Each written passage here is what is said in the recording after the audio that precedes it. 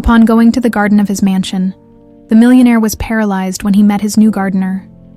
She wore the same pendant he gave his daughter before she disappeared 19 years ago. The morning sun stretched lazily over the Carter estate, its golden rays filtering through the thick canopy of trees that lined the grand property. The gardens, lush and meticulously maintained, were a masterpiece of color and fragrance. Roses, tulips, and orchids thrived under the careful hands of the estate's gardeners, painting the landscape with soft hues of pink, white, and red.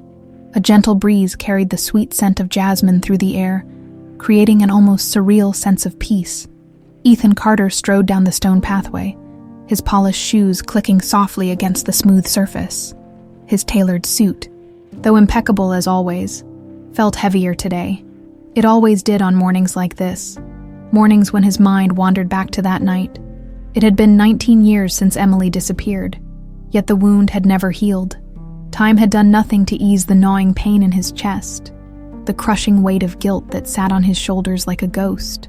He had searched, spent millions on investigators, detectives, even psychics in his most desperate moments, and still, nothing but a hollow life built on power, money, and loneliness.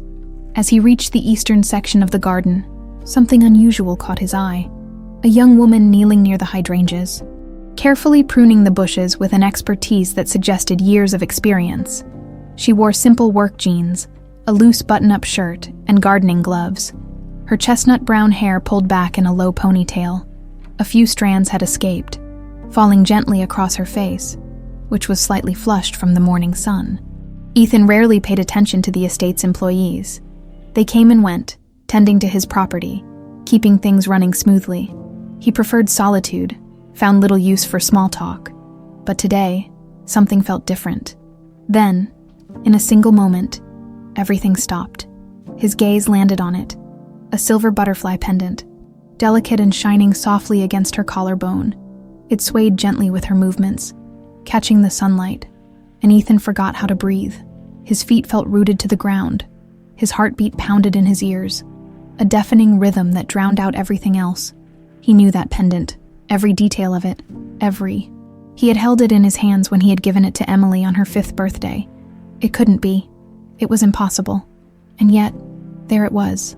The air around him suddenly felt suffocating. His fingers clenched into fists as he fought to steady his breathing. A coincidence, his logical mind argued. It has to be. But another voice, buried deep in his soul, whispered something else. It whispered hope. "Excuse me." His voice came out rougher than intended. The woman startled slightly before turning her head. Her eyes met his, warm, deep brown, but carrying a quiet sorrow. Ethan's stomach clenched. There was something familiar about her.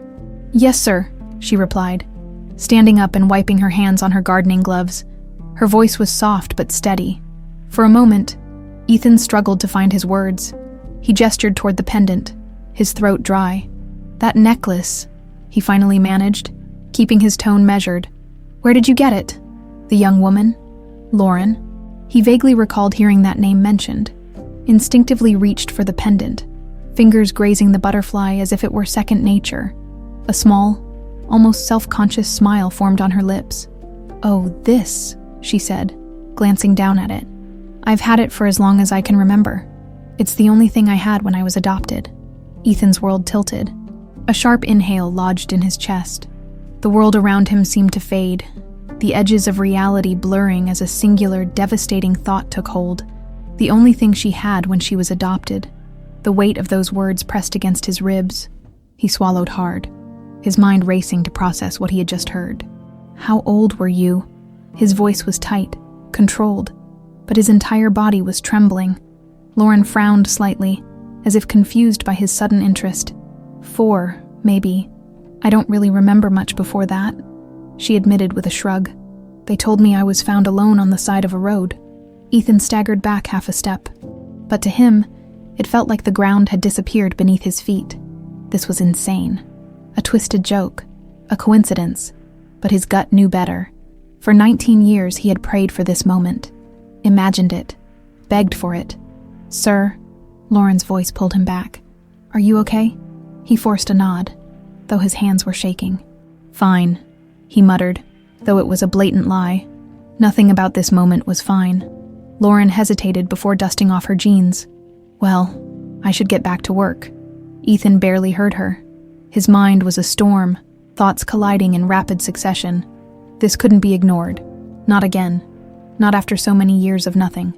There was only one way to be sure. As Lauren turned away, completely unaware of the hurricane raging inside him, Ethan reached into his pocket and pulled out his phone. He dialed a number, one he hadn't called in years. The line rang twice before a deep, familiar voice answered. "Andrews, I need you," Ethan said, his voice barely above a whisper. A pause, then, "Need me for what?" Ethan exhaled slowly, eyes still locked on Lauren's retreating figure. "Find out everything you can about my new gardener." Another pause. "Your gardener." "Yes," Ethan confirmed, his grip tightening around the phone. He inhaled deeply before saying the words that made his chest ache. "She might be my daughter." Ethan Carter stood frozen in place, staring at the now vacant spot where Lauren had been moments ago. His pulse was still hammering against his ribs, and his fingers, still gripping the phone, felt ice cold. He had spent 19 years living in a cycle of hope and disappointment. He had followed leads, hired the best investigators, scoured the world for a trace of Emily, and yet, every path had led to nothing.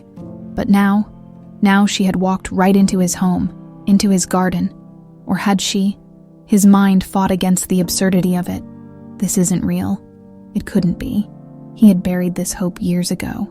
But the moment he saw that pendant, the very same one he had held in his hands on Emily's 5th birthday, something inside him had cracked wide open, and Lauren's words had driven a stake through his chest. "I've had it for as long as I can remember. They told me I was found alone on the side of a road. The logic, the years of failed searches, the impossibility of it all. It no longer mattered, because deep down he knew. A voice on the other end of the call pulled him back. "You still there?" Andrew's voice was rough, laced with mild irritation. Ethan cleared his throat, forcing himself to focus. "Yes," he said, regaining control of his voice. "I need everything. Where she was born, who adopted her, where she lived before that." He exhaled slowly. "And I need it fast." There was a beat of silence before Andrews let out a dry chuckle.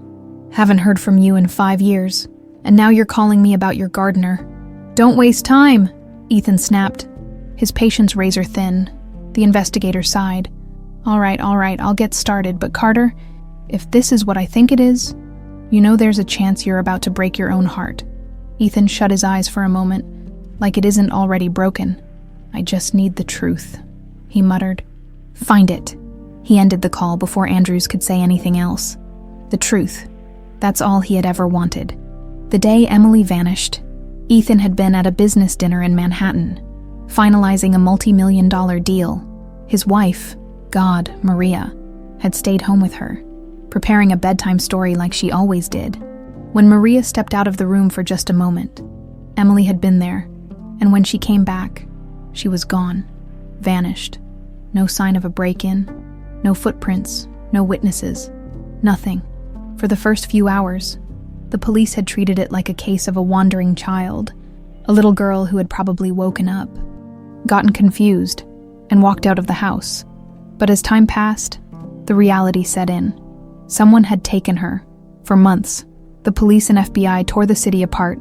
Leads came in, but none led to Emily. Suspects were questioned, but there was no proof. And then, 1 year later, a crushed silver butterfly pendant had been found near a riverbed. Along with a tiny blood-stained sweater, the forensics report had been inconclusive.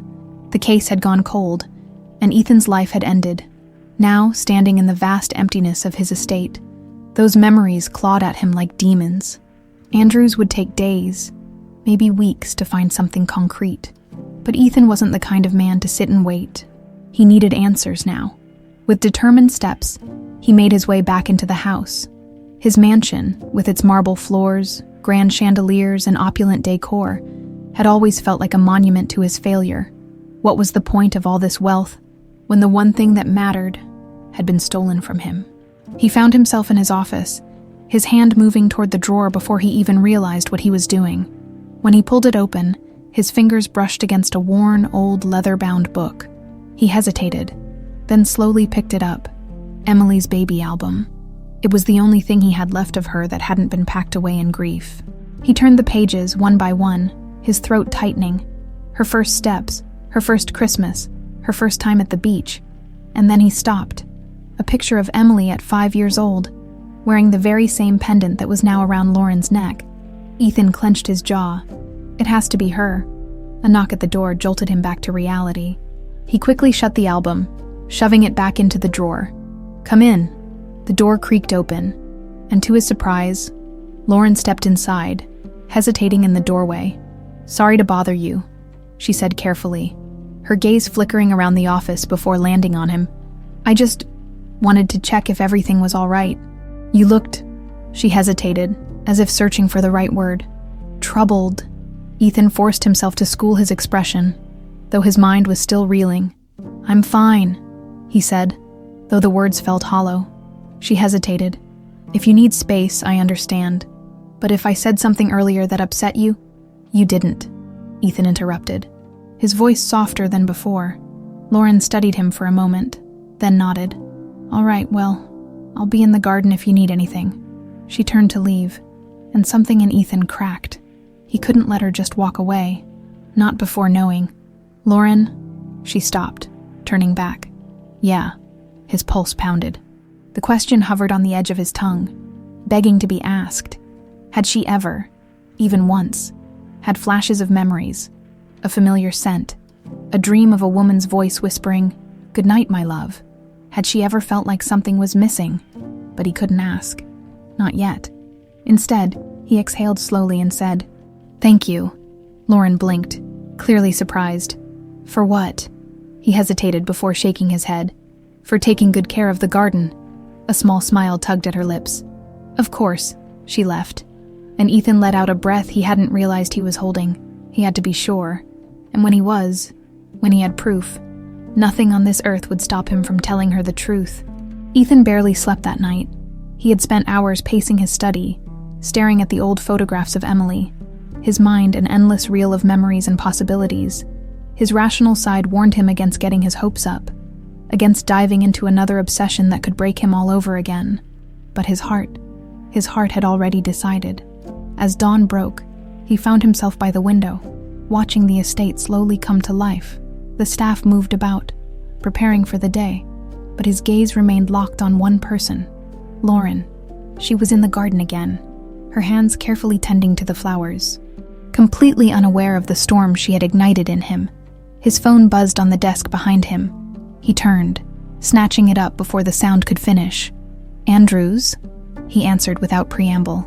"I've got the first pieces of information you asked for," the detective said. Ethan could hear the sound of shuffling papers in the background. Lauren Bennett, 23 years old, grew up in the foster system after being found abandoned on the side of a road at around 4 years old. No known biological relatives, no official birth records before that. Ethan's grip tightened around the phone. "And where exactly was she found?" Andrews sighed. "Upstate, a small town called Maplewood, remote, barely anything out there except forests and long stretches of road." Ethan's stomach twisted. He remembered the name. It was the same area where one of the last unconfirmed sightings of Emily had been reported. "She was taken to an orphanage?" he asked. "Yeah. St. Mary's Home for Children. Small place, not much funding. She stayed there until she was adopted at 7. Ethan felt his pulse quicken. "And the adoption. Couple named Richard and Lisa Bennett. Decent folks. They lived in Brooklyn, worked regular jobs. No criminal history. No red flags. From what I've gathered so far, they raised her well. She moved out on her own at 18. Andrews paused. "Ethan, you realize that if this girl really is Emily, they had nothing to do with it, right?" "I know that," Ethan muttered. "But I need more." "I'm digging," Andrews assured him. "But I'll be honest. Someone worked hard to erase her past. There's no real documentation of her before she was found. No reports of missing children matching her description back then. It's like she just appeared out of nowhere." Ethan swallowed hard. "Because someone made sure of it." A long silence stretched between them. Andrews finally spoke again, his tone more cautious. "You think someone close to you was involved, don't you?" Ethan closed his eyes. He didn't want to say it out loud, didn't want to give the thought any more power than it already had. But deep down, he knew. He had suspected for years. "I need confirmation," he said instead. "DNA." Andrews exhaled. "That's tricky. You'll need a sample from her. Hair, saliva, blood, something you can send to a private lab." Ethan's mind was already racing. "I'll handle it." "All right," Andrews said. "I'll keep digging on my end. If I find anything else, I'll let you know." Ethan ended the call and let out a slow breath. His hands were trembling. This was real. This was happening. His eyes returned to the garden where Lauren was still working, completely unaware of the war raging inside him. A few minutes later, he stepped outside, the crisp morning air filling his lungs as he made his way toward her. She didn't notice him at first, too focused on the flower bed in front of her. "Lauren?" She looked up, brushing a strand of hair from her face. "Mr. Carter?" She greeted politely. "Can I help you with something?" Ethan hesitated. He had no idea what to say to her, no idea how to get closer without raising suspicion. "You've been doing excellent work here," he said instead. She smiled, the smallest trace of surprise flickering in her eyes. "Thank you. I love working with plants. It's calming." Ethan nodded, watching her closely. "Have you always lived in New York?" Lauren hesitated for a fraction of a second before answering. "Mostly my parents moved here when I was little." "You were adopted?" "Right." His voice remained steady, but inside he was on edge.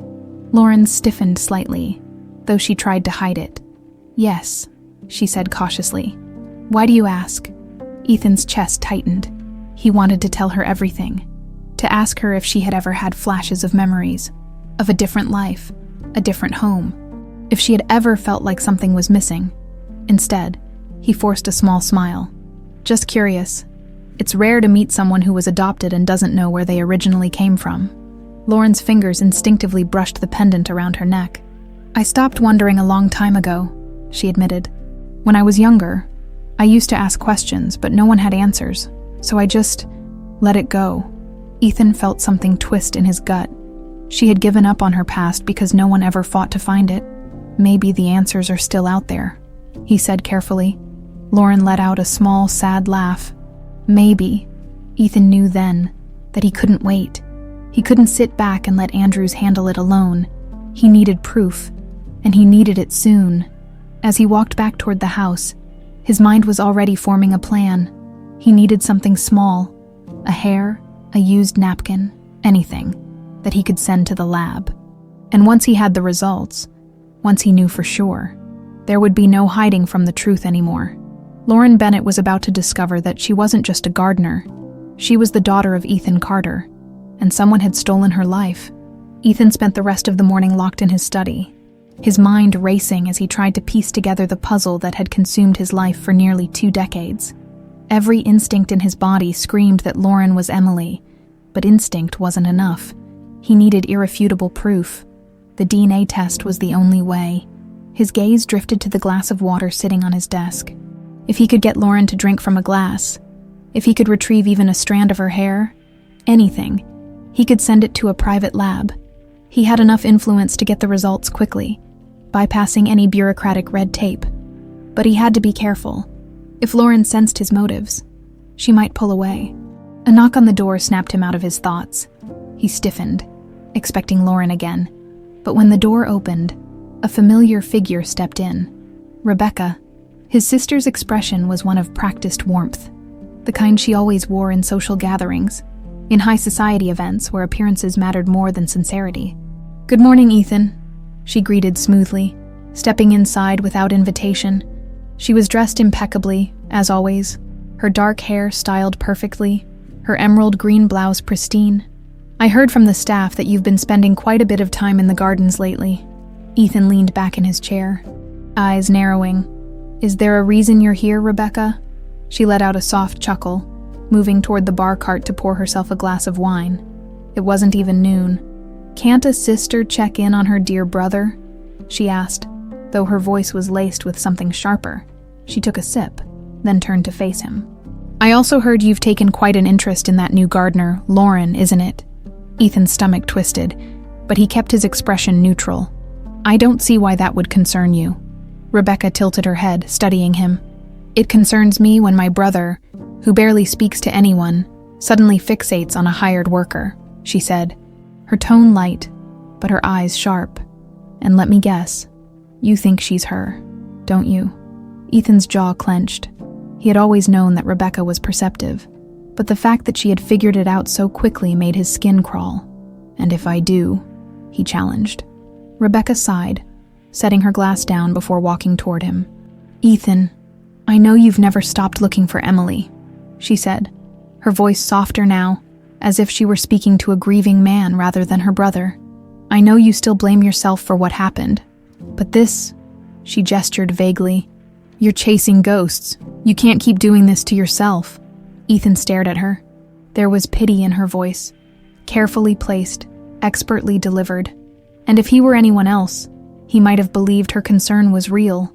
But he wasn't just anyone. He was her brother, and he knew exactly what she was capable of.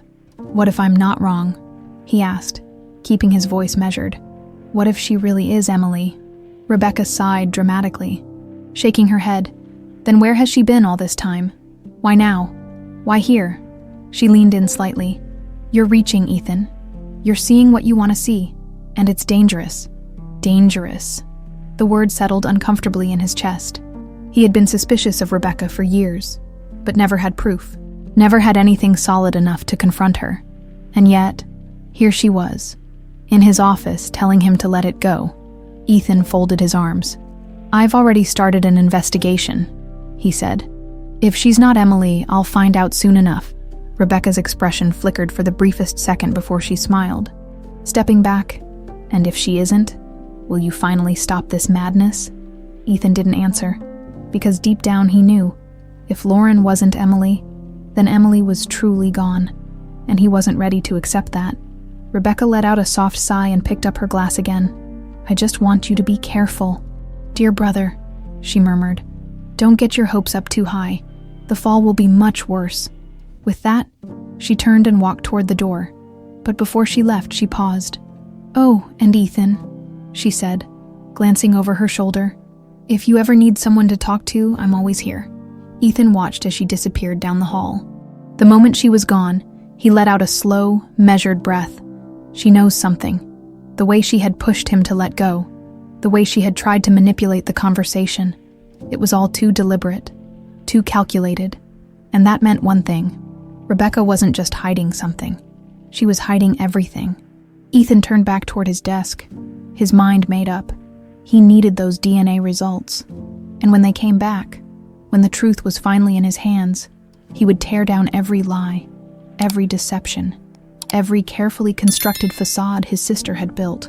Because if Rebecca had been behind Emily's disappearance, then she was going to pay. Ethan Carter had never been a patient man. His success in business had been built on sharp instincts, fast decisions, and the ability to see through people. But this required a level of restraint he wasn't used to. Every fiber of his being screamed at him to act, to demand answers from Lauren, to confront Rebecca head-on, to force the truth into the light. But he couldn't. Not yet. He needed proof first. That evening, he found himself by the window of his study again, watching Lauren as she finished her work in the garden.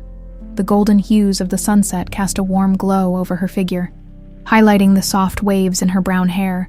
She looked so at ease, so unaware of the storm that was beginning to form around her. Ethan clenched his fists. If she really was Emily, if Rebecca had been responsible for her disappearance, how much had been stolen from her? Her childhood, her family, her memories, everything, and she didn't even know it. That realization burned inside him like a wildfire. He needed to get closer to her, to learn more. A quiet knock at the door pulled him from his thoughts. He turned to see his butler, James, standing at the entrance as composed as ever. Sir, dinner is ready, James announced, then hesitated before adding, Shall I inform Miss Bennet as well? Ethan's brows lifted slightly. She eats with the staff, doesn't she? Typically, yes, James confirmed, but considering your recent interest in her work, I assumed you might want to extend an invitation. Ethan exhaled slowly. It was a risk. If he moved too fast, she might become suspicious, but if he wanted to gain her trust, he needed to start somewhere. Yes, he said finally. "Invite her." James nodded and disappeared down the hall. Ethan took a deep breath. This is the first step. 15 minutes later, Lauren entered the dining room, clearly hesitant. She had changed into a simple blouse and jeans, her hair still slightly damp from what was likely a quick shower after work. She looked uncertain, almost out of place in the grand setting of the Carter Estate's dining hall. "I wasn't expecting this," she admitted as she approached the long oak table. Where Ethan was already seated, he gestured to the seat across from him. "I thought it was time we had a conversation. You've been working here for a while now and we've barely spoken." Lauren hesitated before sitting down. "I just figured someone like you wouldn't be too interested in talking to the help." Ethan let out a small chuckle, though there was no humor in it. "I don't usually make a habit of it, but you're different." Her eyes narrowed slightly, but she didn't press him on it. Instead, she unfolded her napkin and picked up her fork. For the next few minutes, silence stretched between them as they ate. The meal was exquisite. Seared salmon, roasted vegetables, and a light white wine sauce. But Ethan barely tasted it. His focus remained on Lauren, on the small details of her movements, her expressions. "You grew up in Brooklyn, right?" he asked casually. Lauren paused mid-bite before nodding. "Yeah, my adoptive parents, moved there when I was 7. Do you remember anything before that?" She set her fork down slowly, her posture shifting slightly. "Not really. Just bits and pieces, flashes, but nothing concrete." Ethan's heart pounded. "Like what?" Lauren frowned, as if trying to pull something from the depths of her mind. "I don't know. Sometimes I dream about a house. It's big with tall windows and a grand staircase. But I don't know if it's a real memory or just something my brain made up." Ethan felt a chill run down his spine. His house. His old house. The one Emily had lived in before she was taken. He forced himself to keep his expression neutral. "That's interesting," he said evenly. Lauren gave a small shrug. "I used to ask about my past when I was a kid, but no one had answers. After a while, I just accepted that my life started at 4 years old, everything before that. It's like it never existed." Ethan tightened his grip on his glass. Because it had existed, someone had just erased it. He needed that DNA sample. Now, as the meal came to an end, Ethan made his move. He watched as Lauren wiped her mouth with her napkin and reached for her glass of water. "How do you like working here?" he asked, keeping his tone light. Lauren considered for a moment before answering. "Honestly, it's peaceful. I like being around plants. They don't ask too many questions." Ethan smirked. "Unlike me," she laughed softly, shaking her head. "You're definitely curious." He watched as she took another sip of water, then set the glass down on the table. Now, casually, Ethan leaned forward and reached for the bottle of wine near the center of the table. As he did, he accidentally knocked over his own water glass, the contents spilling across the pristine white tablecloth. "Damn it," he muttered. Lauren immediately reached for her own glass to help, but Ethan was faster. He picked it up, subtly wiping the rim with his napkin before setting it aside. "Sorry about that," he said smoothly. "Let me have James take care of it." Lauren waved it off. "No worries. Accidents happen." Ethan gave a small nod, his mind already racing. The glass was his now. The DNA sample he needed was on it. By tomorrow, he would send it to the lab, and soon, very soon, he would have the truth. As Lauren excused herself for the night, completely unaware of what had just happened, Ethan sat back in his chair, staring at the empty glass. His hands were steady, his breathing was even, but inside, he felt like he was standing on the edge of a cliff, staring into the unknown, because if that test came back positive, his entire world was about to change forever. Ethan barely slept that night. Every time he closed his eyes, his mind replayed the dinner, the conversation, the way Lauren hesitated when talking about her past. More than once, he found himself staring at the glass on his desk, the delicate fingerprint smudged against the smooth surface. That tiny object held the answer to the question that had tormented him for 19 years. By morning, he had made the arrangements. The sample had been sent to a private lab he trusted, with strict instructions for urgency, no names, no identifiers, just the sample, and a request for immediate processing. Within days, he would have an answer, and then everything would change, despite the storm raging inside him. Ethan forced himself to maintain his usual composure. He dressed as he always did, in a crisp suit that spoke of power and control, and made his way downstairs. But his steps faltered when he caught sight of Lauren through the wide glass doors leading to the garden. She was standing by the roses, sunlight filtering through her hair, her expression thoughtful. There was something almost painfully familiar about the way she tilted her head slightly as she observed the flowers, as if she were lost in another world, just like Emily used to do. His chest tightened. It has to be her. It has to.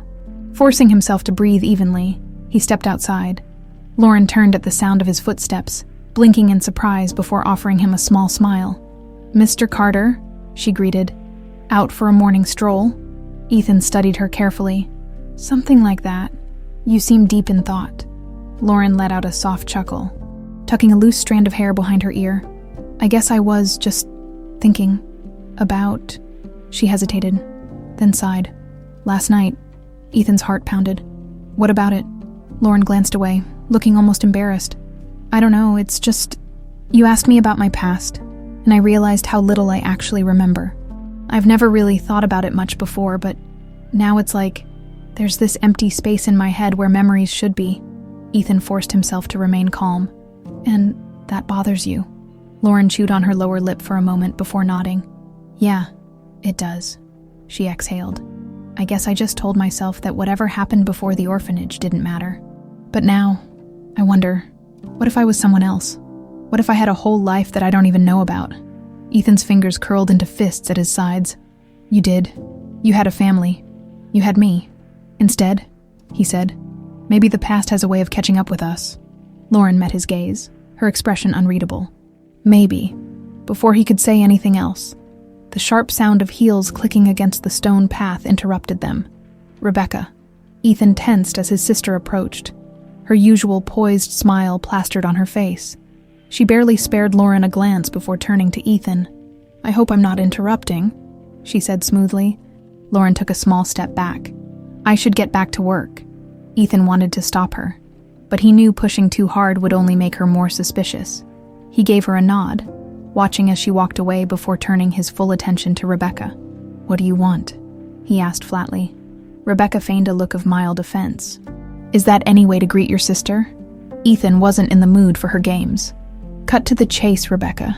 Her lips curled slightly, but there was an edge to her amusement. "I just wanted to check in. You seemed troubled yesterday."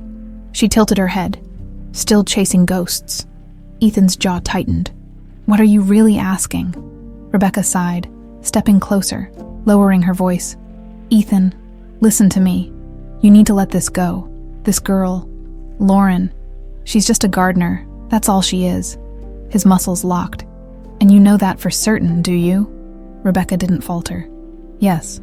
Because if Emily were alive, don't you think she would have been found by now?" She paused, her voice softening in mock sympathy. "I know you want her to be alive, but wanting something doesn't make it real." Ethan studied her, watching the way she carefully controlled her expression, how she delivered each word with precision. She was lying. He didn't know how much she knew, or how deep this went, but he felt it. His sister had something to hide. For years he had buried his suspicions under grief, under guilt. But now, standing before her, watching the careful way she manipulated the conversation, he saw the truth for what it was. And when the DNA results came back, he would have the proof to tear her world apart. But for now, he forced himself to remain calm. "You're probably right," he said evenly, watching her reaction closely. "Maybe I've been chasing ghosts for too long." Rebecca's smile widened slightly, but there was something too satisfied in her expression. "It's for the best," she said. "You deserve peace, Ethan. You should stop looking for something that isn't there." Ethan nodded, giving her nothing. But inside he was seething, because in just a few days, he would have the truth. And when he did, Rebecca would regret every single lie she ever told. Ethan had always been a man of control, but today, patience felt like an unbearable weight pressing against his chest. The minutes stretched endlessly as he awaited the call that could change everything. He had spent years bracing himself for disappointment, for another dead end. But this time, something in his gut told him the outcome would be different. As the morning sun filtered through his office window, he stood near his desk, staring at his phone as if willing it to ring. His mind kept replaying the previous night's conversation with Rebecca, the way she had insisted so desperately, that Lauren was just a gardener, the carefully measured concern in her voice, the way she had urged him to let go. It was all too deliberate. Rebecca had always been skilled at manipulation, but Ethan knew her better than anyone. She only pushed this hard when she had something to lose. A sharp vibration on his desk jolted him from his thoughts. His phone. He snatched it up without hesitation. Andrews. The detective's voice came through the line, steady and professional. The results came in. Ethan's pulse thundered in his ears. And a brief pause. Then, "It's her, Ethan. Lauren is Emily." The air left his lungs in a rush. His grip on the phone tightened as he struggled to process the weight of those words. He had known it. Deep down, he had known it. But hearing it confirmed was something else entirely. Emily was alive, and Rebecca had lied. Ethan forced himself to speak, his voice rough. "I need everything, Andrews. I need to know how she got from here to an orphanage in the middle of nowhere. Who took her? Who made sure she was never found?" Andrews sighed. "I've already started digging, but Ethan, it's looking bad." A bitter laugh escaped him. "It's been bad for 19 years. "Yeah, well, it's about to get worse," Andrews said grimly. "Someone buried this story so deep that I had to pull records from sources no one should be able to access. There were falsified reports, missing files. Whoever did this had power, real power, and if I had to guess, they're close to you." Ethan's grip on the phone turned to iron. "Rebecca, it's possible," Andrews admitted, "but we need solid proof. If she was involved, she covered her tracks well. No obvious links to the adoption. No direct connection to the orphanage. But there's something else." Ethan braced himself. "What?" "The first detective assigned to Emily's case all those years ago.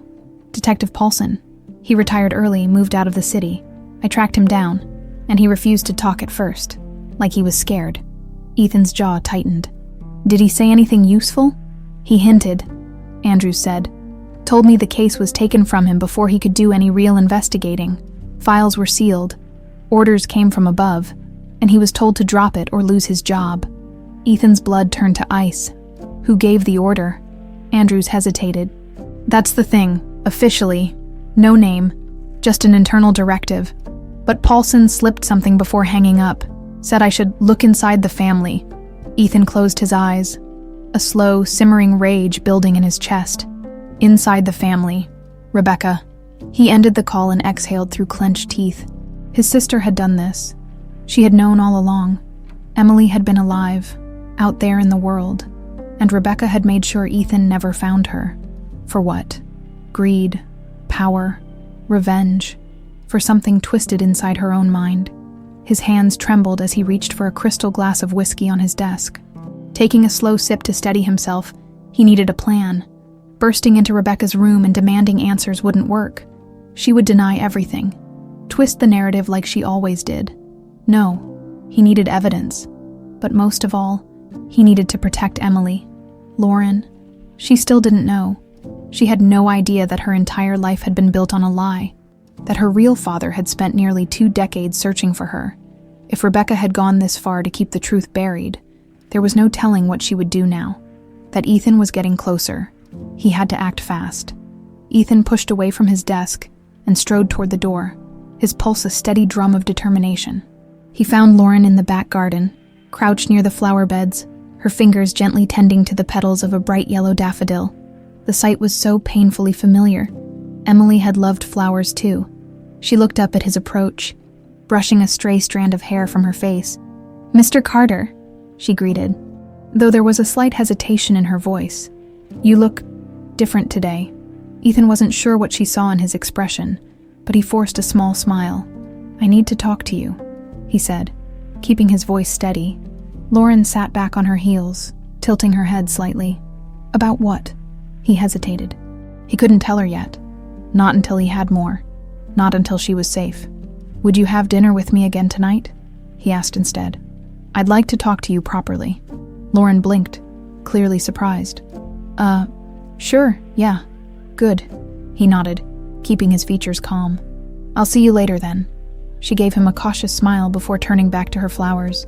But Ethan barely noticed, because he could feel it. The walls of Rebecca's lies were about to come crashing down, and this time, there would be no escape. Ethan Carter had always been a man who thrived in control. He built an empire by making precise, calculated moves, by understanding people's weaknesses before they even realized they had them. But tonight, as he sat at the long dining table waiting for Lauren, he felt something unfamiliar: restlessness. The DNA results had confirmed what his heart already knew. Lauren was Emily, his daughter, his little girl who had been stolen from him nearly 2 decades ago, and now she was right in front of him. Completely unaware of the truth that had been buried beneath a lifetime of lies, he had no idea how to tell her. How could he look into her eyes and tell her that her entire life had been a fabrication, that her family, her childhood, everything she thought she knew about herself, was false? A part of him wanted to delay it, to wait until he had more evidence against Rebecca, until he could make sure that Lauren would be safe. But every second that passed, the weight of secrecy grew heavier. Then, the door to the dining room opened. Lauren stepped inside hesitantly, her expression uncertain but polite. She was dressed simply, her hair falling in soft waves over her shoulders, her fingers twitching slightly as if she wasn't sure she should be here. "You sure you want to make a habit out of this?" she asked with a small, nervous chuckle. "People might start thinking I'm more than just the gardener." Ethan managed a small smile, though his mind was anything but at ease. "I think I can handle a few rumors." She sat across from him, her eyes flickering over the elegant table setting before settling on him. "You said you wanted to talk?" Ethan nodded, reaching for the glass of water in front of him just to give his hands something to do. "Yes, there are some things I need to ask you, and I need you to be honest with me." Lauren frowned slightly but nodded. "Of course." He exhaled slowly, choosing his words carefully. "You mentioned before that you don't remember anything from before you were found. No memories at all." Lauren hesitated. "Not really, like I said, just flashes, a house, a staircase. Sometimes I think I hear voices in dreams, but I don't recognize them." Ethan's grip tightened around his glass. "Have you ever looked into your past? Tried to find out where you really came from?" Lauren's expression darkened slightly, and she let out a small, hollow laugh. "I did, once, when I was a teenager. I asked my parents, my adoptive parents, if they had any information about my birth family. They didn't. And when I started looking into records myself, I found nothing. It was like I just appeared one day." Ethan's throat felt tight. "Because that was exactly what had happened." Lauren shook her head. "Eventually, I stopped searching. What was the point? Whoever I was before. They obviously didn't want me." Ethan flinched. "That's not true," he said, his voice suddenly sharper than intended. Lauren blinked at him, startled by his intensity. "I mean, I don't know that, do I?" she said carefully. "I was abandoned." "You weren't abandoned," Ethan said, his jaw tight. Lauren let out a breath, clearly confused. "How do you know that?" Ethan stared at her, at the eyes that were so painfully familiar, at the way she furrowed her brows just like Emily used to when she was confused. He had spent 19 years grieving a daughter he thought was lost forever, and now she was sitting in front of him, unknowingly carrying the weight of Rebecca's betrayal. He had to tell her. But before he could say another word, the door to the dining room swung open. "Rebecca," Ethan's muscles locked as his sister walked in, draped in one of her expensive designer dresses, her heels clicking against the floor like a metronome of impending destruction. She cast a quick glance at Lauren before turning her attention to Ethan. "Apologies for the interruption," she said smoothly. "I wasn't aware we were hosting our staff for private dinners now." Lauren shifted uncomfortably in her seat, but Ethan didn't take his eyes off Rebecca. His patience was wearing dangerously thin. "This isn't your concern," he said, his voice like steel. Rebecca let out a small, mocking laugh. "Isn't it? I think I have every right to be concerned when my brother starts forming attachments to people who, let's be honest, shouldn't be sitting at this table." Lauren's eyes flickered with unease, and she pushed her chair back slightly. "Maybe I should go." Ethan reached out, his voice firm but calm. "Stay." Lauren hesitated but sat back down. Rebecca's eyes darkened. "Ethan, you need to let this go," she said in a quieter voice, her tone dropping into something more dangerous. "Whatever it is you think you're doing, You don't want to go down this path? Ethan's jaw clenched. What path is that? Rebecca took a step closer. The one that leads to nothing but pain. A tense silence filled the room. Ethan slowly stood, his gaze never leaving his sister's. I know what you did. Rebecca didn't flinch. She had spent years perfecting the art of control. But there was a flicker, just a flicker, of something in her expression, a crack in the facade. I don't know what you're talking about, she said smoothly. Ethan's lips curled into something cold. You will. Rebecca's jaw tightened, but she quickly masked it with a practiced smile. You're exhausting. Ethan, she said lightly, turning to Lauren. I hope you don't let my brother fill your head with nonsense. He has a way of seeing things that aren't really there. Lauren looked between them, obviously uncomfortable, before standing. I should really go. Ethan clenched his fists but nodded. He wasn't going to drag her into this. Not until he was ready to tear Rebecca apart. Lauren gave him a small, uncertain look before turning and leaving the room. Rebecca exhaled dramatically. That was awkward, wasn't it? Ethan took a slow step forward, lowering his voice so only she could hear. You took my daughter from me. Rebecca's smirk faltered. Ethan leaned in, his voice now a whisper of pure fury. And I'm going to make sure you pay for every second of the 19 years she lost. For the first time in a long time, Rebecca looked nervous. And Ethan knew then, without a doubt, he was getting close. The night air was crisp as Lauren walked through the gardens, her arms wrapped around herself as if shielding against a chill she couldn't quite shake. Something about that dinner had unsettled her, but she couldn't put her finger on why. It wasn't just Rebecca's presence, though the woman had made her feel like an intruder in her own skin. It was Ethan. He'd looked at her differently tonight, not with the detached politeness she expected from a man like him, but with something intense, something undeniably personal. And when he had spoken, when he had told her she wasn't abandoned, there had been something in his voice that made her feel like he knew something she didn't. Lauren shook her head, trying to push the thought away. Maybe she was reading too much into it. Maybe Ethan Carter was just a man with a guilty conscience, someone who saw too much of his past in the people around him. Or maybe he knew the truth. She exhaled, letting her footsteps slow. The estate was quiet, the kind of eerie silence that only vast, empty spaces could create. She had grown used to it by now, the feeling of being small in a place so grand. But tonight, something felt different. The hairs on the back of her neck stood up. She wasn't alone. The moment the realization hit, it was already too late. A hand clamped over her mouth, and an iron grip wrapped around her waist, yanking her backward before she could scream. Lauren's eyes widened in panic as she thrashed, her nails clawing at the arm around her, her legs kicking wildly. But her attacker was stronger, dragging her swiftly into the shadows. The last thing she saw before darkness consumed her was the faint glow of the mansion's lights in the distance. Ethan was still standing in the dining room, staring at the door Lauren had walked through. His fists were clenched so tightly that his knuckles had turned white. He had seen it, the way Rebecca's expression had shifted when he confronted her. It had been subtle, almost imperceptible, but it had been there. She was scared, which meant she knew the truth. Ethan's phone buzzed in his pocket, pulling him out of his thoughts. He snatched it up, expecting Andrew's. But the moment he saw the caller ID, his stomach dropped. Unknown number. A cold sense of dread settled over him as he pressed the phone to his ear. Carter, he answered. His voice clipped.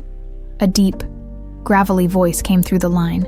If you want the girl to stay alive, you'll stop digging. Ethan's breath caught. His body went rigid. Lauren, the world around him blurred as raw, unfiltered rage surged through his veins. Where is she? His voice was deadly calm, but the fury underneath it was suffocating. The man on the other end let out a low chuckle. That's not how this works, Carter. You back off, you stop looking, and maybe she makes it out of this alive. Ethan's grip on the phone tightened so much that the plastic threatened to snap. If you hurt her, you'll what? The voice sneered. You're powerful, Carter, but you're not untouchable. You keep pushing, and she disappears forever, just like last time. The line went dead. Ethan stood there for a moment, staring at the phone in his hand, his entire body thrumming with barely restrained fury.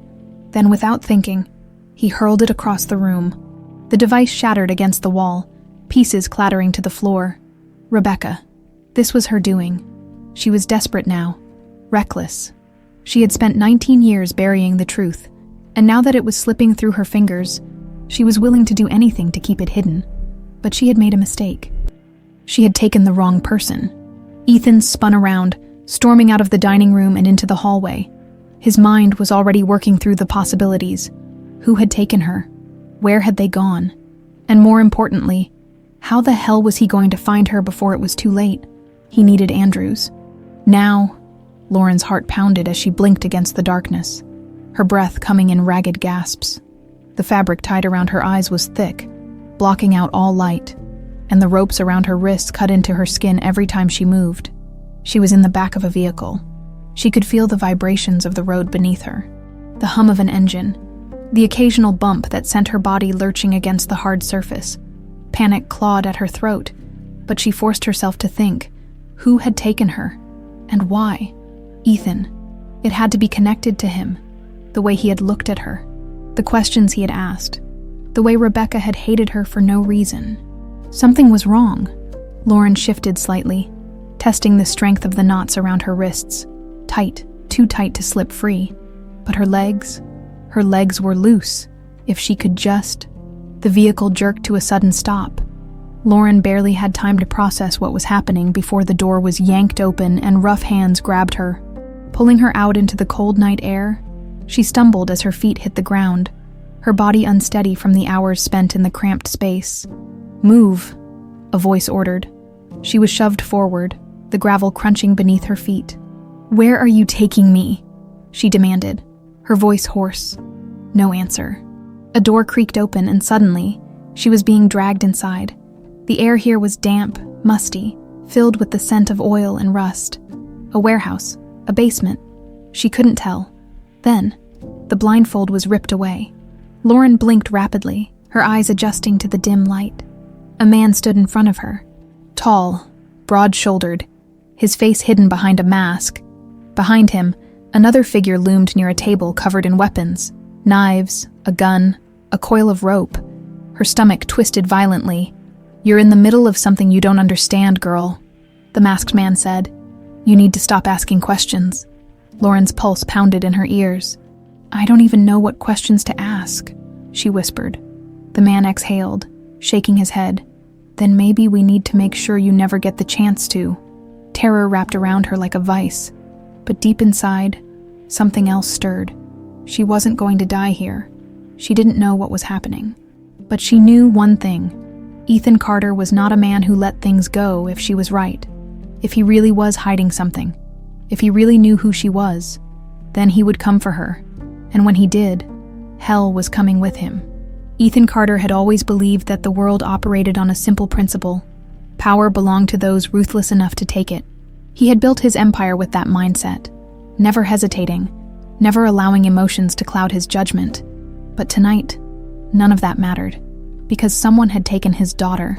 He stormed through the corridors of his mansion, his mind working at a relentless pace. He had spent nearly 2 decades imagining what he would do if he ever found Emily, if he ever got her back. But he had never envisioned this. They had stolen her once. They wouldn't take her from him again. By the time he reached his office, his hands were shaking, not with fear, but with a rage so profound it felt like it might consume him whole. His phone was already ringing before he even finished dialing. "Andrews." "Lauren's been taken," Ethan said. His voice clipped, controlled. "Dangerous." A pause, then. "Who?" "The girl I had you look into. The one who..." Ethan exhaled sharply. "She's Emily Andrews. The DNA test came back. It's her." Andrews cursed under his breath. "Jesus Christ!" Ethan forced himself to stay focused. "They called me, told me to back off the investigation or she dies." Andrews was quiet for a moment. "You think it's Rebecca?" Ethan clenched his jaw. "I don't think, I know. There was no one else with the means, the connections, the absolute desperation to keep the truth buried. Rebecca had orchestrated this from the beginning. And now that she was losing control, she was trying to erase her mistakes. Permanently." Andrews sighed. "I'll start making calls. I have some contacts that deal with cases like this. Off the record, people, if she's being held somewhere, we'll find her." "That's not fast enough," Ethan snapped. "We don't have time." He was already reaching for his jacket, grabbing his keys. He wasn't going to sit in this goddamn house and wait. "You're going after her," Andrews said. And it wasn't a question. "I don't need you to tell me how reckless this is," Ethan said as he strode toward the garage. "I need you to tell me where." Andrews hesitated, then exhaled sharply. "Fine. There's an old warehouse district near the docks. Abandoned years ago, if I had to guess. That's where they'd take her. Far enough from the city that no one asks questions, but close enough for a quick escape if things go south." Ethan didn't need to hear anything else. He was already on his way. Lauren's wrists burned against the rough rope, but she kept twisting, kept moving. She refused to sit there and let herself be some helpless victim. The two men guarding her weren't paying attention to her anymore, too busy talking in hushed voices near the entrance of what looked like an old warehouse. She had caught pieces of their conversation, mentions of the boss and waiting for the call, but nothing useful. She didn't know how long she had been here, minutes, hours. But one thing she did know, Ethan would come. She didn't understand why, but she felt it in her bones. The way he had looked at her, the way he had known things about her past that she didn't even know herself. He was connected to this somehow, and when he found out she was missing, he wouldn't just sit back and do nothing. She just had to hold on. The men's voices lowered even more, and Lauren took the risk of shifting slightly, trying to loosen the ropes binding her hands behind her back. She winced as the coarse fibers scraped her skin, but she gritted her teeth and kept going. Then, footsteps. Heavy, deliberate. Lauren barely had time to react before a new figure stepped into the dim light. Rebecca. Her blood ran cold. The woman's heels clicked against the concrete floor as she approached, her expression carefully neutral, but there was something in her eyes, a quiet, simmering calculation. "You have no idea what kind of mess you've stumbled into," Rebecca said, her tone light, almost amused. Lauren didn't answer. Rebecca crouched in front of her, tilting her head slightly. "I warned Ethan to let this go, but my brother never was good at listening." Lauren swallowed hard. "Why are you doing this?" Rebecca sighed. "Because you're a problem, and problems need to be dealt with before they become disasters." Lauren's stomach twisted. "I don't even know who I am," she said, her voice shaking despite her best efforts. "Why does it matter?" Rebecca's gaze darkened. "Because ignorance is bliss. And you were never supposed to remember." Lauren's breath hitched before she could press further. The sound of gunfire exploded in the distance. Rebecca's head snapped up. The men near the door immediately reached for their weapons, barking orders into their radios. Lauren's heart raced. He was here. Ethan Carter was coming. Rebecca muttered a curse under her breath before looking back at Lauren, something dangerous flashing in her eyes. "It's too late for you now," she murmured. "You should have stayed a ghost." Then, without hesitation, she pulled out a knife. Lauren barely had time to react before Rebecca lunged, but at that exact moment, the warehouse doors burst open. A figure emerged through the haze of dust and smoke, a gun raised. Eyes burning with pure fury, Ethan, and he looked like a man ready to burn the world down. Ethan Carter had never felt rage like this before. It was a fire in his veins, a beast clawing at his chest, demanding retribution.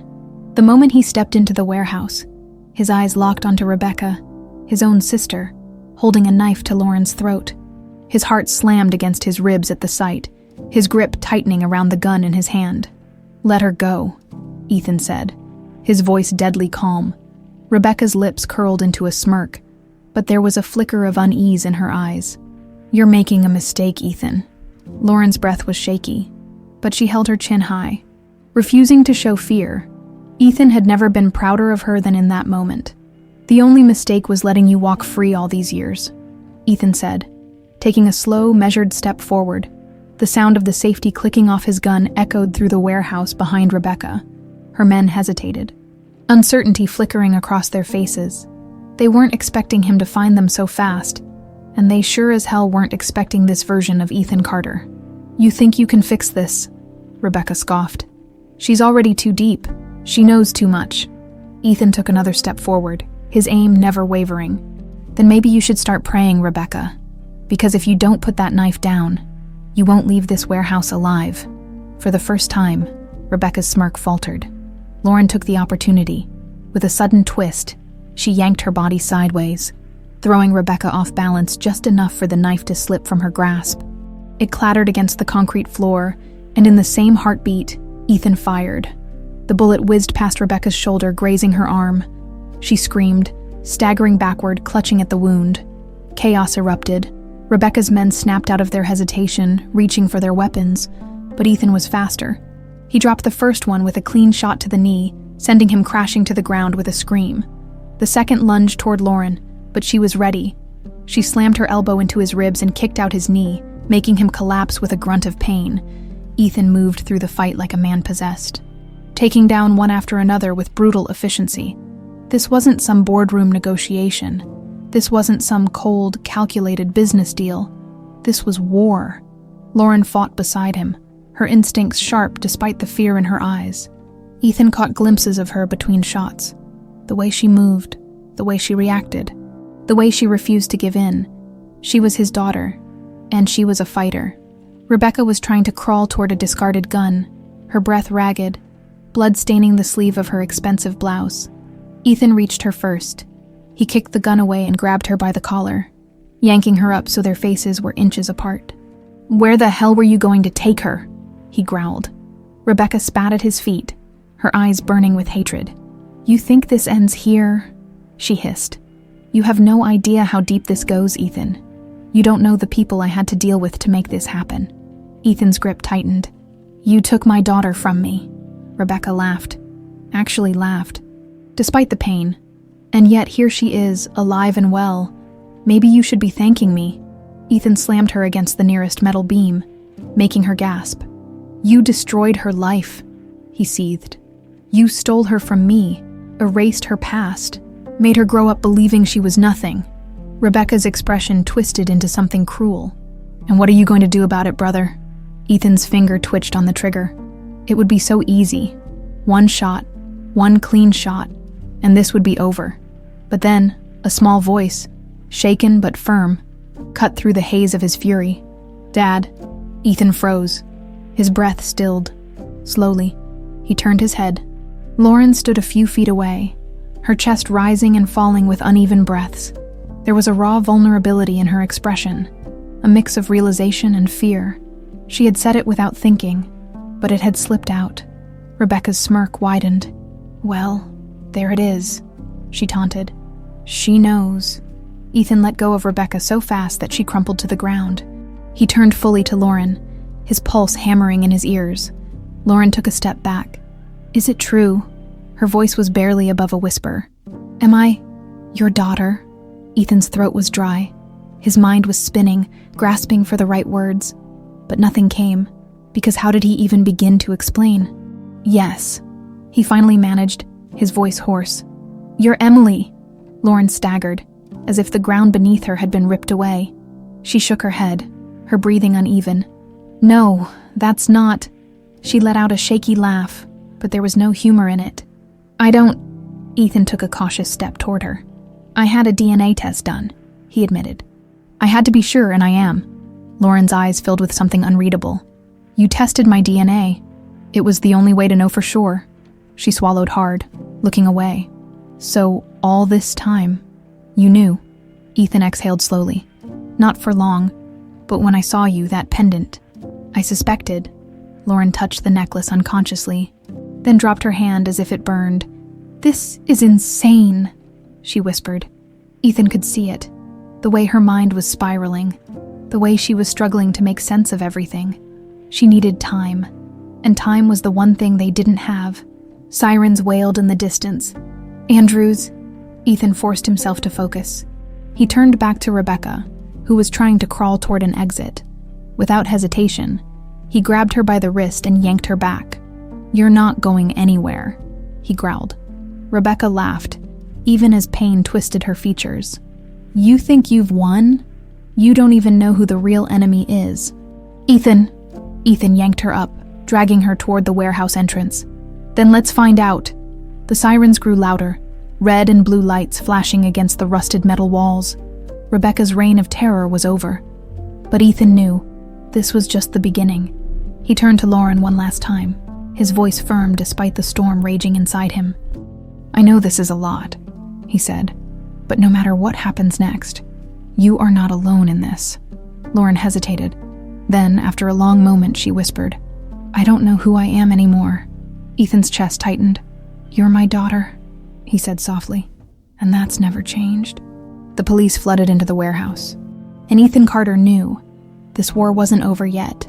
The police lights flickered against the cold metal walls of the warehouse, their rhythmic glow casting sharp shadows across the scene. The air was thick with the smell of sweat, blood, and gasoline, the remnants of the struggle still lingering in the space. Officers moved swiftly, their voices blending into a dull hum.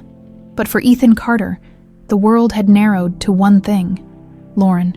She stood just a few feet away, arms wrapped around herself, her expression distant. She had barely spoken since the revelation, her mind still trapped in the storm of realization. Emily, his daughter, she was alive.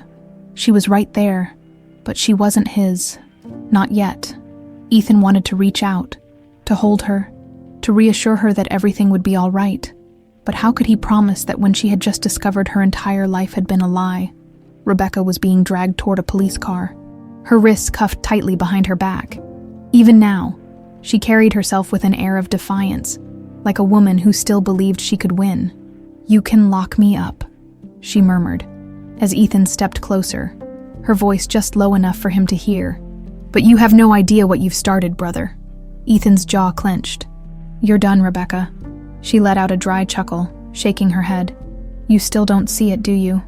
This was never just about me. I was only a piece of the puzzle." She leaned in slightly, lowering her voice even more. "You think I did all of this alone?" Ethan's blood ran cold. Rebecca smirked at his reaction. "You should have let her stay lost," she whispered. "Now you've made enemies you can't even name." "Who?" Ethan demanded, his voice like steel. "Who helped you?" Rebecca just smiled, her lips curving into something smug, something dangerous. "You'll find out soon enough," she said. "And when you do, don't say I didn't warn you." The officers pulled her away, shoving her into the back of the squad car. The door slammed shut, sealing her inside. But Ethan didn't move. His mind was racing. What the hell had she meant? His gut told him this wasn't over. Not by a long shot. But right now, the biggest battle wasn't against whoever was still out there. It was standing just a few feet away from him, looking at him like he was a stranger. Lauren. She was watching him now, her gaze wary, guarded. He knew that look. It was the look of someone trying to decide whether to run or fight. He took a careful step toward her. "Lauren." She flinched. It was small, barely noticeable, but it gutted him. She shook her head, letting out a shaky breath. I can't do this right now." Ethan's chest tightened. "I know this is a lot," he said carefully. "I don't expect you to process everything overnight." She let out a hollow laugh, rubbing her arms. "You don't understand," she murmured. "I don't even know who I am anymore." Ethan swallowed hard. "You're Emily," he said softly. "You're my daughter." Lauren's gaze snapped to his, something pained flickering in her eyes. "No," she whispered. "I'm Lauren. That's who I've been my whole life. And now, you're telling me that none of that was real." Ethan exhaled, his hands flexing at his sides. "It was real," he said. "Your life, your memories, they're all yours. But there was more, a past that was stolen from you." Lauren shook her head again, stepping back. "You don't get it," she said, her voice unsteady. "You've had 19 years to grieve, to search, but me..." She let out a breath, almost laughing bitterly. "I didn't even know I was missing. I didn't feel lost, and now, suddenly, I have this..." She gestured between them, her expression filled with conflict. "This history I don't remember. A father I don't know." Ethan felt something inside him crack. She wasn't rejecting him. Not yet. But she was scared. And after everything she had been through tonight, how could he blame her? "Lauren," he said, his voice steady. "I don't expect you to accept this right away. I don't expect you to call me Dad tomorrow." He exhaled, searching for the right words. "I just want you to know, I'm not going anywhere." Lauren swallowed, her throat bobbing. I don't know what to do with that. You don't have to do anything right now, Ethan said. You just have to breathe, one step at a time. She was silent for a long moment. Then finally, she nodded. It was small, hesitant, but it was something. Ethan didn't push, he wanted to. God, he wanted to pull her into his arms, to tell her that everything was going to be okay, but she wasn't ready. So, for now, he would wait. A few feet away, Andrews approached. We need to get her somewhere safe, he said quietly, his gaze flicking between them. This isn't over, if Rebecca was telling the truth. We don't know who else is involved. Ethan nodded, his mind shifting back into protector mode. She stays with me. Lauren's eyes widened slightly. What? You're not safe, Ethan said firmly. Not until we know who else is behind this. Lauren hesitated, clearly torn, but then she sighed. Fine, she muttered. But this doesn't mean I trust you yet. Ethan's lips twitched at that. I can live with that. Andrews smirked slightly. Looks like you've got your work cut out for you, Carter. Ethan already knew that. But after 19 years of searching, after years of believing his daughter was gone forever, he would take whatever time she needed. Because now, she was home. Even if she didn't realize it yet, the car ride back to the estate was cloaked in silence. Ethan drove with a steady hand, his expression unreadable, but his mind was anything but calm. Every few minutes, he would glance at Lauren through the rearview mirror, watching the way she kept her arms wrapped tightly around herself. Staring blankly out the window, she hadn't spoken much since agreeing to come with him. Not that he blamed her. Her entire world had shattered in a matter of hours. Ethan wanted to give her space, to let her process things at her own pace, but every second that passed without hearing her voice felt like another second lost, another moment where she slipped further away from him, and after everything, he couldn't lose her again. When they finally pulled up to the mansion, the estate was eerily quiet. The security had been doubled. He had made sure of that the moment Lauren was taken. But even with the added precautions, he felt an itch in his bones. Rebecca wasn't working alone. And until he figured out who else was involved, Lauren was still a target. She hesitated before stepping out of the car, her eyes trailing up the grand facade of the house, as if she were seeing it for the first time.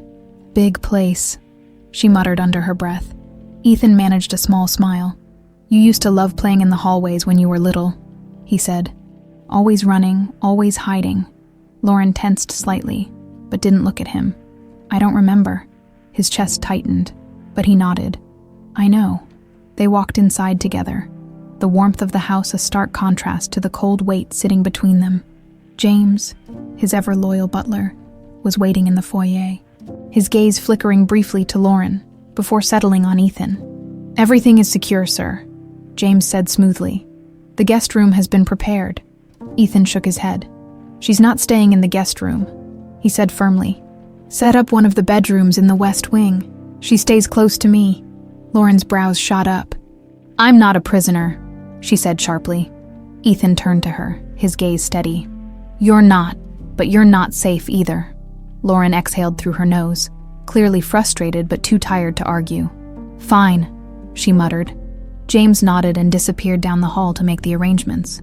Ethan turned back to Lauren, his voice softer. You should get some rest. You've been through a lot. She gave a short, humorless laugh. Yeah, I think that's an understatement. He wanted to say more, to tell her that she wasn't alone in this, that she didn't have to carry the weight of everything by herself, but before he could find the right words.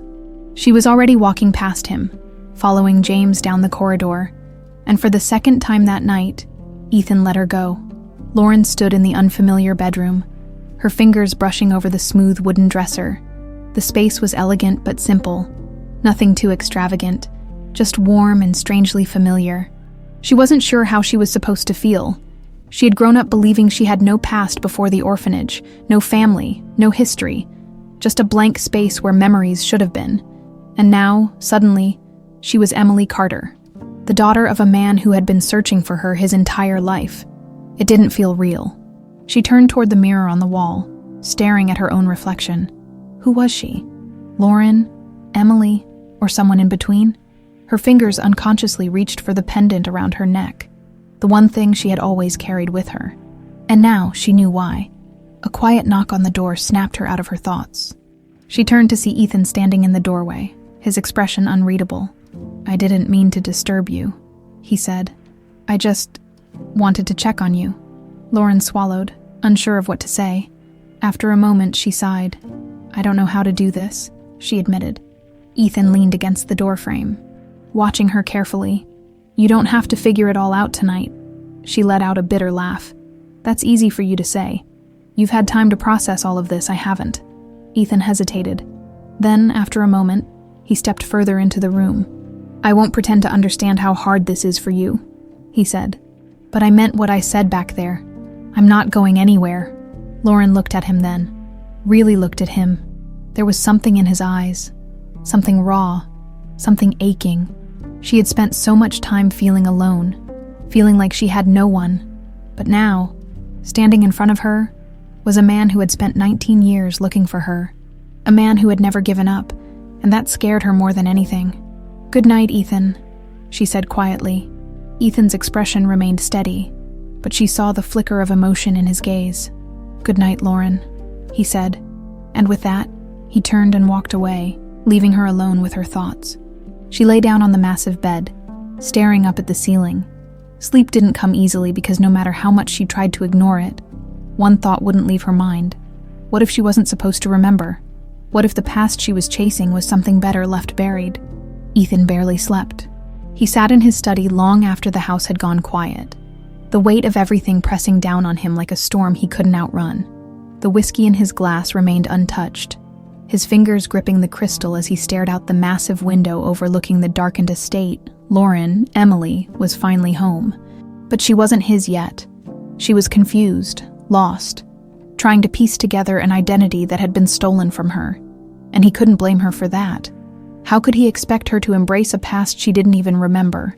But he wasn't going to lose her. Not again. The problem was Rebecca. Her words still echoed in his mind. "You don't even know who the real enemy is." That wasn't just arrogance. That was a warning. Ethan had spent years believing her greed was the reason she orchestrated Emily's disappearance. But if she wasn't working alone, if there were others who had a stake in keeping Emily lost, then this wasn't just about family betrayal anymore. This was about something bigger. A knock on the door pulled him from his thoughts. He turned, already knowing who it was. Andrew stepped inside, his face set in grim determination. "Got something for you," he said, tossing a folder onto Ethan's desk. Ethan leaned forward, flipping it open. Inside were old case files, missing persons reports, all connected to Emily's disappearance. And at the bottom, a document Ethan hadn't seen before. A name stood out. Robert Langley. Ethan's eyes narrowed. Who the hell is this? Andrews pulled out a chair, sitting across from him. "That's the guy who handled the adoption records at the orphanage where Emily was found," he explained. "Back then, I didn't think much of him, just another bureaucrat moving papers. But after Rebecca's little stunt, I went digging." Ethan's grip tightened on the file. "And," Andrews exhaled, "turns out, Langley's been dead for over 15 years. Official cause of death, car accident." Ethan's jaw clenched. "Convenient. Very," Andrews nodded. "But it gets worse. Before he died, Langley received a large sum of money that came from a private offshore account, completely untraceable. And guess what?" Ethan's heart pounded. "Rebecca's involved." "Not just Rebecca," Andrews leaned in. "This account, it's been linked to other missing children cases, ones that never got solved." Ethan's blood ran cold. "Are you telling me this wasn't just about Emily?" he asked, his voice dangerously low. Andrews met his gaze. "I'm telling you that Rebecca was working with someone else. Someone who's been covering up disappearances for a long time." Ethan's fingers curled into a fist. "Who?" Andrews shook his head. "That's the problem. Whoever's behind this is careful. They used Rebecca as a pawn, but she wasn't the mastermind. The real question is, why? Why go through so much trouble to take Emily? Why make sure she was never found?" Ethan's mind raced. This wasn't just about money. If it were, there would have been a ransom. But Emily wasn't held hostage. She was erased, hidden away in an orphanage, placed into a life where no one would ever find her. This was about something else. and Rebecca knew more than she had let on. Ethan stood abruptly. "I need to see her." Andrews raised a brow. "You sure that's a good idea?" "No," Ethan admitted. "But I don't have time to play it safe. If Rebecca knows something, I'm going to make her talk." Andrews sighed. "I'll make some calls, see if we can arrange a visit." Ethan nodded, his mind already moving ahead, trying to anticipate his sister's next move.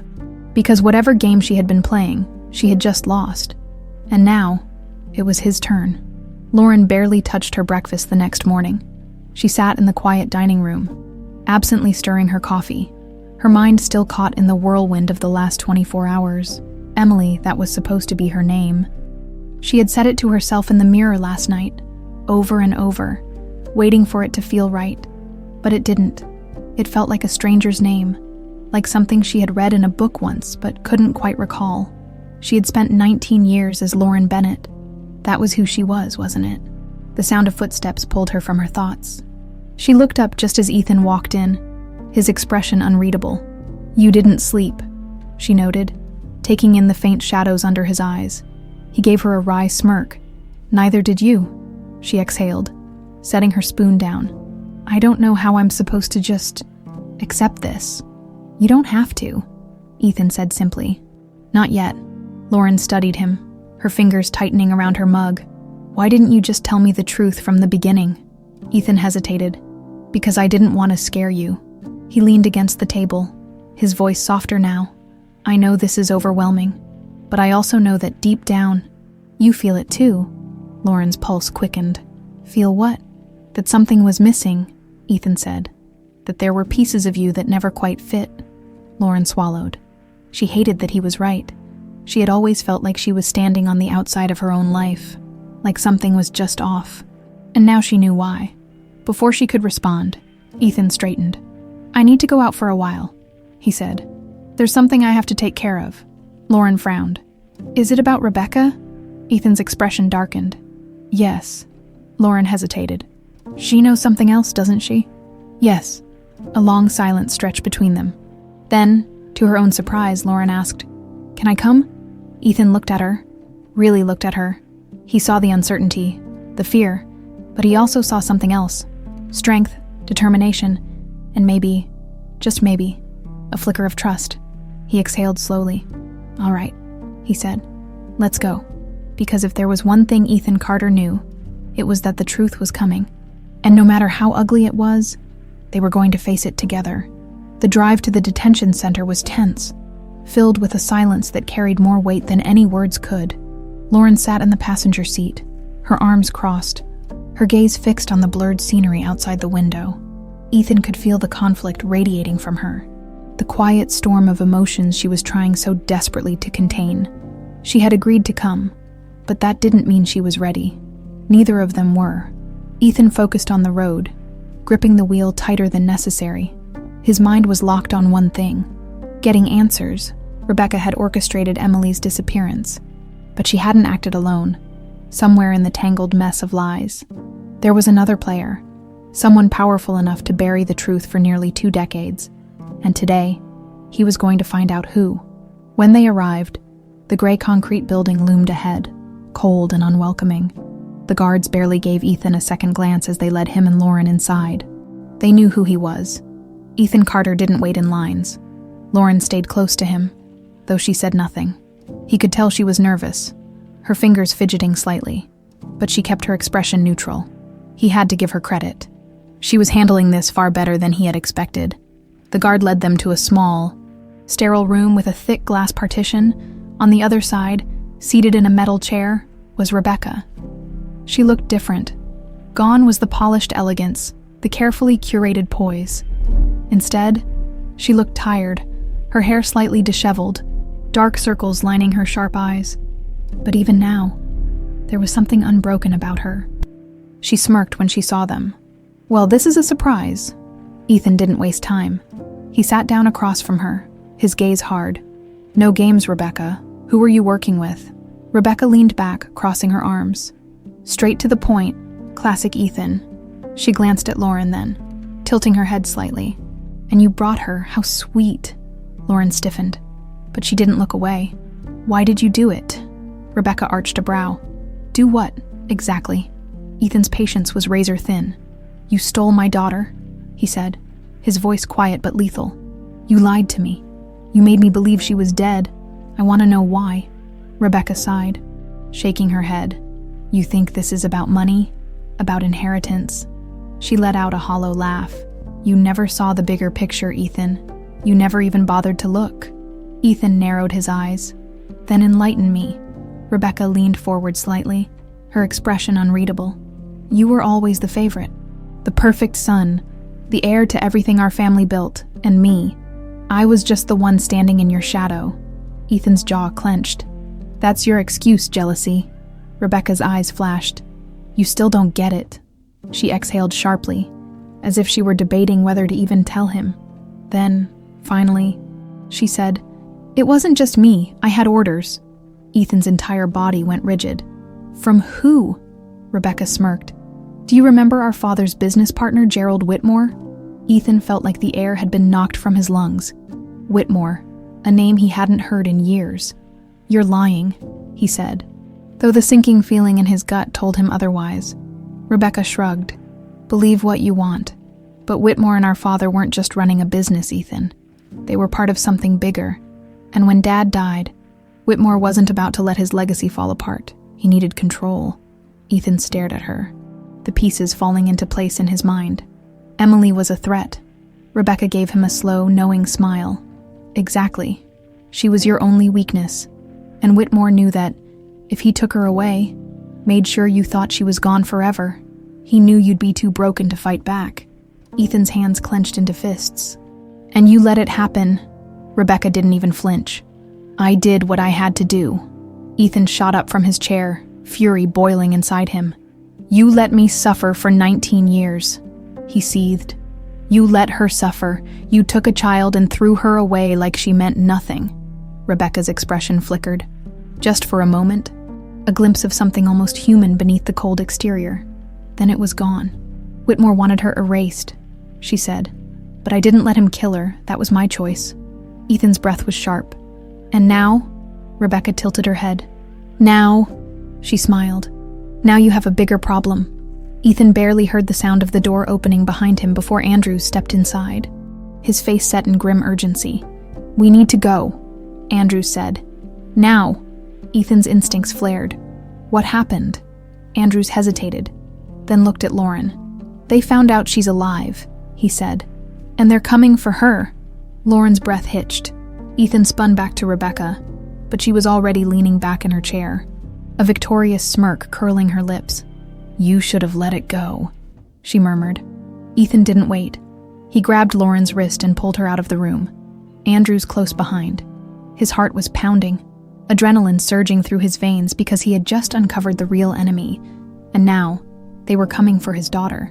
But if they thought he would let them take her again, they had no idea who they were dealing with. Ethan moved with purpose, his grip firm around Lauren's wrist as they rushed through the cold corridors of the detention center. The weight of Rebecca's revelation burned inside him, but he didn't have the luxury of time to process it. They were coming, and this time, they wouldn't stop until they erased both of them. Lauren's breathing was unsteady, but she kept up with his pace. He could feel the tension radiating from her, the fear creeping into her eyes. She didn't fully understand the danger yet, but Ethan did, and he wouldn't let them take her again. Andrews led the way, his expression dark with urgency. Security details outside, he said, glancing back at Ethan. We need to move fast. If Whitmore's people know she's alive, they'll be mobilizing. Hard. Ethan didn't need the warning. He knew exactly what kind of man Gerald Whitmore was. Powerful, ruthless, the kind of person who made problems disappear before they could become threats. And now, Emily was his problem. They pushed through the doors into the parking lot where black SUVs were waiting. Ethan wasted no time, ushering Lauren into the back seat and sliding in beside her. Andrews jumped into the driver's seat, slamming the door shut just as the convoy began moving. Lauren finally broke the silence, her voice shaking. Can someone please tell me what the hell is going on? Ethan turned to her, his jaw clenched. The people who took you, they're still out there, and now they know you survived. Lauren swallowed hard. So, what? They're going to try to kill me. Ethan's face was stone. They're going to try, but they won't succeed. The SUV sped down the freeway, headlights cutting through the darkness. Andrews kept his eyes on the road, his tone tense. We need a safe house. Somewhere off-grid, no digital footprint. Whitmore has resources. Too many. Ethan thought fast. The estate was too obvious, too exposed. But there was one place. The cabin, he said. Andrews glanced at him through the rearview mirror. That's a long shot. It's secure, Ethan said firmly. No records? No connections. My father built it years ago for emergencies. Andrews hesitated, then nodded. Fine, we'll head there. But if we're doing this, we need backup. Ethan's grip on his phone tightened. Then call them. Andrews didn't argue. He pulled out his burner phone and started making calls. Lauren leaned forward slightly, her voice quiet but steady. What happens after? Ethan met her gaze. We end this. The cabin was deep in the mountains, hidden behind towering trees and winding dirt roads that most people wouldn't even know existed. It had been built for secrecy, for times when no one could be trusted. And now, it was the safest place they had. Ethan checked the perimeter before leading Lauren inside. The moment she stepped through the door, she exhaled sharply, rubbing her arms. This is insane, she muttered. Yesterday I was just some girl trying to make a living, and now I'm apparently the target of some underground conspiracy. Ethan shut the door behind them, locking it. You were never just some girl, he said. You were taken for a reason, and now we know why. Lauren turned to face him, arms crossed. But I don't remember any of it, she said. I don't remember you. I don't remember Whitmore. It's like my entire childhood was erased. Ethan's expression darkened. Because it was. Lauren's breath caught. But before she could respond, the sound of tires crunching on gravel made Ethan spin toward the window. They were here. Andrews appeared from the hallway, gun already drawn. They found us, Ethan cursed under his breath. How the hell? Lauren's face paled. Rebecca, she whispered. Andrews nodded grimly. They must have gotten to her in holding. She probably gave up the location the second they applied pressure. Ethan's blood boiled. His own sister had delivered them straight into enemy hands. The first gunshot shattered the stillness of the night. Lauren flinched, but Ethan was already moving, grabbing her and pulling her toward the back of the cabin. Stay low, he ordered. Do exactly what I say. She nodded quickly, fear flashing in her eyes. But she didn't argue. Andrews ducked behind the couch, peering through the window. 4 men. Maybe 5. They're moving in fast. Ethan's grip tightened on his weapon. Then we stop them. Bullets ripped through the walls, splintering wood and sending debris flying. The cabin wasn't built for a siege, but it was sturdy enough to buy them time. Ethan moved like a predator, silent. Controlled, he took position near the front door, waiting. The first man breached. Ethan didn't hesitate. One clean shot to the chest, and the man collapsed. Another followed, gun raised. Ethan was faster. He ducked, twisted, and fired, sending the second attacker sprawling onto the floor. Andrews covered the back entrance. Exchanging gunfire with another intruder, Lauren was pressed against the corner, breathing hard, but she stayed still. She wasn't panicking. She was watching, learning. Another shot rang out, and then silence. Ethan's heart pounded in his chest as he scanned the room. Is that all of them? Andrews checked the window, then let out a slow breath. Looks like it. Ethan exhaled, lowering his gun, but his relief was short-lived. Lauren was staring at the bodies, her face pale, her hands trembling. They were trying to kill me, she whispered. Ethan moved toward her, and they failed. She looked up at him, something shifting in her eyes. They're not going to stop, are they? Ethan's jaw tightened. Not until Whitmore is gone. She swallowed hard. Then, before he could stop her, she picked up one of the fallen men's guns. Ethan stiffened. Lauren. She met his gaze, something new burning inside her. I want to end this too. For a long moment, he just stared at her. Then slowly, he nodded, because she wasn't Lauren anymore. She was Emily Carter, and she was ready to fight.